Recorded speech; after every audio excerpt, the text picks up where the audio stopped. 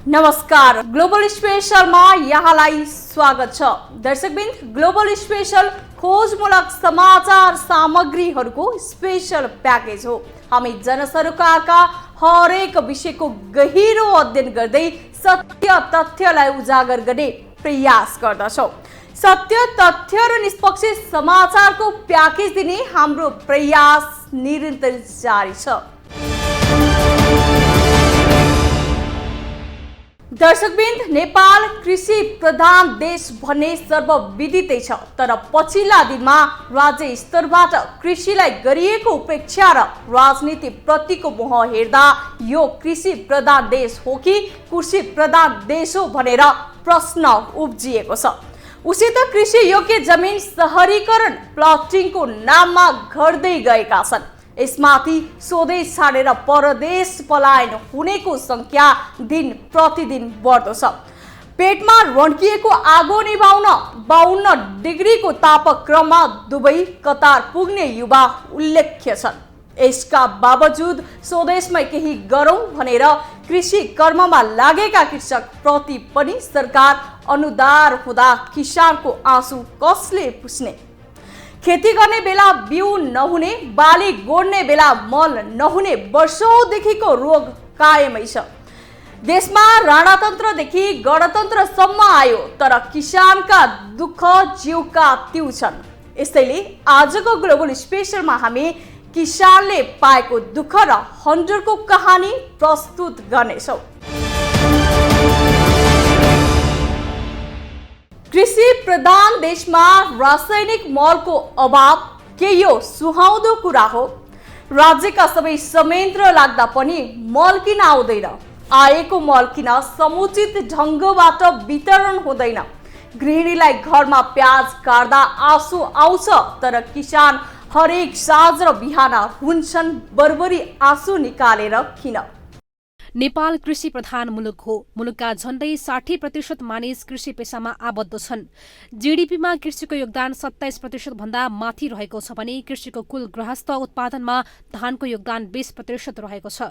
जीडीपीमा भने धानको योगदान 7% को हारहारीमा छ। धान उत्पादनमा 10%ले तलमाथि हुँदा जीडीपीमा 1%ले घटबढ हुने गर्छ। जुन वर्ष धानको उत्पादन घट्छ त्यो वर्ष जीडीपीको अवस्था पनि खुम्चिन्छ। धानको उत्पादनले जीडीपीको अवस्थालाई दिशा दिने काम गर्छ।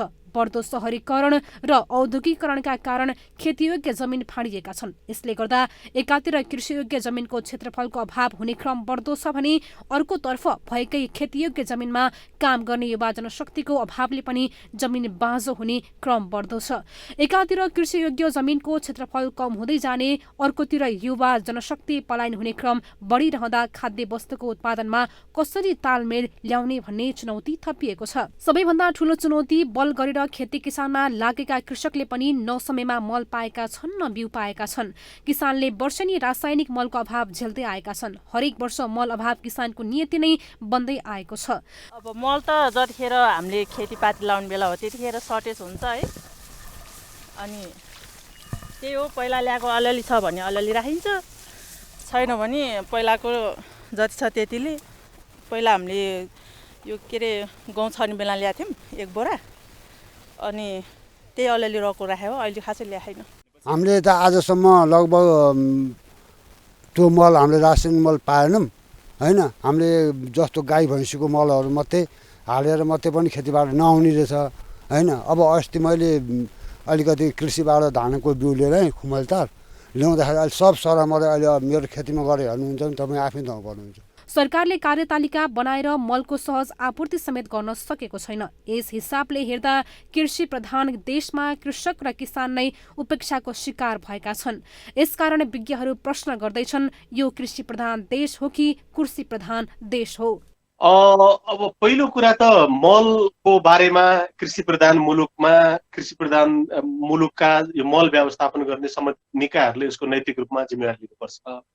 त्यो हामी कहाँ धेरै पहिलादेखि नै त्यो प्र्याक्टिस भएन। मल आएन भने सकियो, कोही पनि जवाबदेही नहुने र किसान चाहिँ जहिले पनि जब मल हाल्ने बेला हो त्यसपछि किसानलाई तनाव हुने जुन खालको घटनाक्रम विगत लामो समयदेखि दशकौंदेखि देखिराखेका छ। यसको लागि चाहिँ सम्बन्धित सरकारवालाहरू जवाबदेही हुनुपर्छ, नम्बर 1। नम्बर 2 चाहिँ अहिले तत्कालीन समयको जो इस्यु यहाँले उठाउनु भयो, यो चाहिँ मलको कुरा जहिले पनि यो चाहिँ अब खालि साल ट्रेडिङ कम्पनी र यो नेसनल ट्रेडिङलाई जिम्मा दिने र अनि टेन्डर प्रक्रियाहरू मार्फतलाई चाहिँ एक खालको अप्ठ्यारो हुने जस्ता बहानाहरू देखाएर त्यसले चाहिँ एक खालको खरिद ऐनलाई चाहिँ नि एउटा चाहिँ नि देखाएर उहाँहरू जहिले पनि उम्किने जुन खालको प्र्याक्टिसहरू भइरहेको छ यो एकदम गलत हो। यदि कुनै पनि ऐन कानुनले रोक्छ भने त्यसलाई फुकाउनु पर्यो र त्यो चाहिँ एक खालको कुनै धार्मिक ग्रन्थ होइन कि त्यसलाई संशोधन गर्नै नहुने ती ग्रन्थहरू होइनन्। त्यसैले त्यसलाई चाहिँ हामीले सहज रूपमा लिनु पर्यो र त्यसलाई चाहिँ समय सापेक्ष संशोधन गर्दै परेका अप्ठ्याराहरूलाई फुकाउँदै जाने चाहिँ नि जाँगर सम्बन्धित सरकारवाला निकायहरूले चाहिँ देखायो भने यो खालको समस्या सधैँका लागि अन्त्य हुन्छ। अब यसमा चाहिँ कसैबाट पनि जवाबदेहिता नहुने अनि टेन्डरको चाहिँ प्रक्रियाहरू लामो हुने अनि जब अन्तर्राष्ट्रिय बजारमा मूल्य वृद्धि भयो र व्यापारी घाटा हुने सम्भावना भयो अनि उसले चाहिँ त्यो टेन्डरहरू छोडिदिने यो विविध खालका कुराहरूले गर्दाखेरि चाहिँ किसानहरू जहिले पनि खेतमा मल राख्ने बेलामा चाहिँ उनीहरू अप्ठ्यारोमा पर्ने गरेको छ। नेपाली किसान आधी बोरा मल प्राप्त गर्न 2 देखि 3 दिनसम्म घाम पानी नभनी लाइनमा बस्नुपर्ने बाध्यता कायमै छ। मलमा चरको कालोबजारी पनि उत्तिकै छ। महालेखा परीक्षकको कार्यालयले वर्षेनी सार्वजनिक गर्ने आफ्नो प्रतिवेदन मार्फत मलको कार्यतालिका बनाएर समयमै माग अनुसार मलको व्यवस्थापन गर्न सुझाव दिँदै आएको छ, तर सरकारले यो सुझावलाई सधैँ उपेक्षा गर्दै आएको छ। मलको उपलब्धता, वितरण, नियमन, आयात, भण्डारण, ढुवानी, गुणस्तर लगायतका विषयमा अध्ययन गरी रासायनिक मलको वितरण प्रणाली प्रभावकारी बनाउन आवश्यक छ। असारमा मात्रै धानबालीका लागि कम्तीमा 1 लाख टन युरिया र करिब 70,000 टन डिएपी मलको माग छ, तर यसमध्ये युरियाको व्यवस्थापन सरकारले गर्न सकेको छैन, जसले गर्दा वर्षेनी युरिया मलको अभाव हुने गर्दछ। नेपालमा मल खरिद प्रक्रिया, ढुवानी र मल आपूर्ति कम्पनीलाई आफू खुसी म्याद थपसम्मको विभिन्न तह र प्रक्रिया अपारदर्शी छन्। वर्षेनी किसानले भोग्ने समस्या समाधान गर्न सरकारले आफ्नै लगानी वा निजी क्षेत्रको सहयोगमा मुलुकभित्रै मल कारखाना निर्माण गर्न सक्छ, तर त्यतातर्फ भने सरकारको ध्यान दिएको छैन। हरेक वर्ष आउने मलको समस्या सदाका लागि समाधान गर्न राज्य स्तरबाट ठोस कदम लिनु आवश्यक छ। ग्लोबल टेलिभिजनका लागि क्यामेरामा सन्दीप डाँकीका साथ ज्योति पौडेल, काठमाडौँ। नेपालमा रासायनिक मलको कारखाना छैन। हामीले हरेक वर्ष धान गहुँ रोप्ने बेलामा विदेशबाट मल मगाउने गर्दछौँ, तर यही मल पनि राजनीति हुँदा हरेक वर्ष किसानले असीम पीडा भोग्नु परेको छ। जम्मा 2% कृषि कर्ममा लागेर इजरायलले आफू मात्र बाँच्दैन, विश्वलाई खाद्यान्न निर्यात गर्दछ। अमेरिकामा जम्मा 5% मानिस कृषिमा लागेका छन्, तर सबैभन्दा बढी मकै उसैले उत्पादन गर्दछ। तर 2056 सालमा धान निर्यात गर्ने नेपालमा आज किन यस्तो? नेपालमा अहिले पनि मलको लागि अर्थ मन्त्रालय र कृषि मन्त्रालयको बजेटको जुहारी जारी छ। एकले अर्कोलाई आरोप लगाउने क्रम पनि जारी छ। यही अवस्था रहँदा कहिले हुनेछ सहज आयात र वितरण? कृषि तथा पशुपक्षी विकास मन्त्रालयले रासायनिक मल किन्न थप 13 अर्ब 20 करोड बजेट अर्थ मन्त्रालयसँग माग गरेको छ, तर अर्थ मन्त्रालयले 96 करोड रुपियाँ मात्र दिएको छ।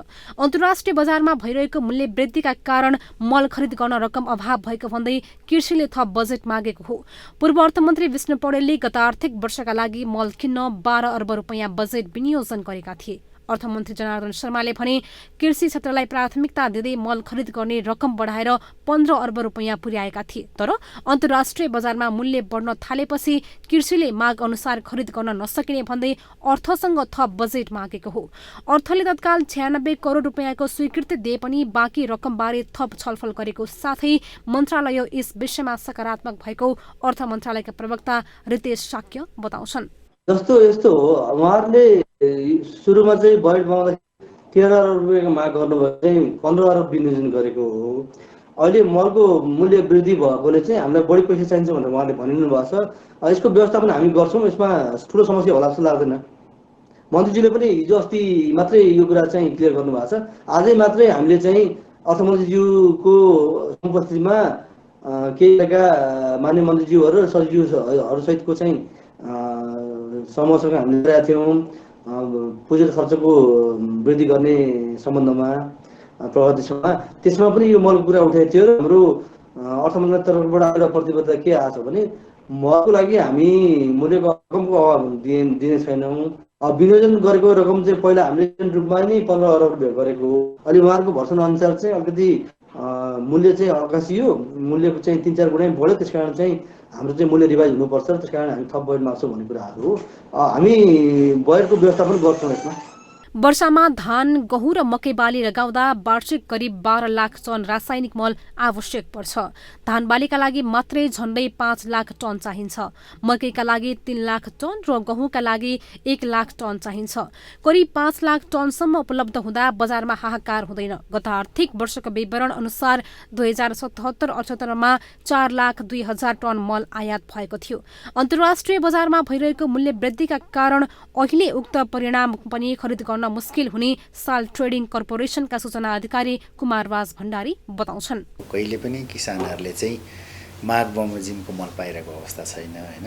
यो सर्वविदितै हो र सरकारले हरेक वर्ष रासायनिक मल जति आवश्यक पर्छ नेपालमा खेतीयोग्य जमिनको लागि करिब अहिले हामीले 7 लाख भन्छौँ हैन। 7 लाख टन चाहिनेमा सरकारले 7 लाख टनको लागि आवश्यक पर्ने बजेट व्यवस्थापन हैन कि जहिले पनि यो सरकार मात्र होइन विगतका हरेक सरकारले रासायनिक मलको लागि भनेर फिगरमा अमाउन्टमा बजेट व्यवस्थापन गर्ने गरेको छ। त्यो अमाउन्ट बजेट व्यवस्थापन गरेपछि त्यो अमाउन्टको पनि 30% सल ट्रेडिङ कर्पोरेसन लिमिटेडले र त्यसको 70% कृषि सामग्री कम्पनी लिमिटेडले आयात गर्ने गरेको छ। त्यो अमाउन्टले खामेसम्मलाई अब त्यो बेलामा भनौँ न संसारमा रासायनिक मलको मूल्य घट्यो भने बढी क्वान्टिटी आउँछ, त्यही रकमले मूल्य बढ्यो भने त्यही रकमले कम क्वान्टिटी आउने जहिले पनि एउटा यो समस्याको रूपमा रहेको छ। किनभने हामीलाई क्वान्टिटी अलोकेसन गर्ने होइन कि रकम एलोकेसन गर्ने भयो, त्यो रकम एलोकेसन भएको हुनाले मात्र आउने हो र त्यसले आजसम्म किसानहरूलाई आफूले माग बमोजिमको भन्दा पनि कमसेकम किसानहरूलाई आएको मल हामी जस्तो संस्थाहरूले चाहिँ सबैलाई थोरै मात्र भए पनि पुगोस् भन्ने म्यानेजमेन्ट गर्दै आएको हौँ र यस्ता किसिमको समस्याले यो वर्षको कुरा गर्नुपर्दा त करिब 3 गुणा रासायनिक मलको भाउ विश्व बजारमा बढिसकेको अवस्था छ र टेन्डरदाताहरूले टेन्डर हालेकोले पनि बडा मुस्किलले कतिले टेन्डर सप्लाईमा भागै लिएका छैनन् भने लिएकाहरूले पनि सप्लाई गर्न अलिकति गाह्रो भइरहेको अवस्था छ र बिस्तारै भर्खर सुरुवात भइरहेको अवस्था छ एउटा। र यी समस्यालाई देखेर अब भनौँ न सरकारले निश्चय पनि विभिन्न किसिमको कदम त चालेकै छ। अन्तर्राष्ट्रिय बजारमा समेत मल अभाव हुँदा सरकारले सरकार G2G सम्झौता गर्न सकेको छैन। भारत सरकारबाट G2G मार्फत 5 वर्षसम्म मल खरिदका लागि दुवै देशका सचिव स्तरको बैठकमा समझदारी भएको छ। तर भारतमा समेत मलको हाहाकार छ, जसले गर्दा प्रक्रियामा ढिलाइ भइरहेको छ। सरकारसँग जम्मा 25,000 टन मल मौजदात रहेको कृषि मन्त्रालयले जनाएको छ। यसमध्ये कृषि सामग्री कम्पनीसँग 13,000 र साल ट्रेडिङ कर्पोरेसन सँग 11,000 टन मौजदात छ। अनुदानको मल कृषि सामग्री कम्पनी र साल ट्रेडिङ कर्पोरेसन किन्दै आएका छन्। कृषि सामग्रीले 70 र 60ले 30% कोटा पाएका छन्। यी कम्पनीले मल आयातका लागि ग्लोबल टेन्डर गर्छन्, तर अन्तर्राष्ट्रिय बजारमा मूल्य बढेकै कारण करिब 16वटा टेन्डर समेत रद्द भएको कृषि मन्त्रालयले जनाएको छ। बर्खेबाली धान गोड्ने र हुर्काउने समयमा नेपाली किसानले वर्षेनी रासायनिक मलको अभाव झेल्दै आएका छन्। हरेक वर्ष मल अभाव किसानको नियति नै बन्दै गएको छ। सरकारले कार्यतालिका बनाएर कुन बालीमा कति मल आवश्यक पर्छ त्यो विषयमा पहिलेदेखि मलको व्यवस्थापन गर्नु आवश्यक छ। कृषि मलमा जुन हाहाकार मचिएको छ, के यो सुहाउँदो काम हो? हरेक राजनीतिक पार्टीले किसान र कृषिलाई प्राथमिकता दिएर आफ्नो पार्टीको घोषणा पत्र तयार पारेका छन्। उनीहरू चुनावमा भोट माग्न जाँदा कोही गाईको दुध दुहुने त कोही किसानसँगै धान काट्ने गर्दछन्। उनीहरूको चर्तीकला देख्दा अब चाहिँ नेता र पार्टीहरूले पनि किसानका कुरामा ध्यान दिन थालेछन् भन्ने भान पर्दछ। तर चुनाव सकिएपछि फेरि पुरानै लयमा उनीहरू फर्कन्छन्। भोट माग्न हात जोड्ने सत्तामा पुगेपछि वास्तै नगर्ने अवस्थाको समाधान चाहिएको छ। अब हवस् त आजलाई ग्लोबल स्पेशल यति नै। भोलि अर्को विषयको सामग्री लिएर आउनेछौँ। तपाईँ ग्लोबल टेलिभिजन सँगै रहनुहोला। नमस्ते।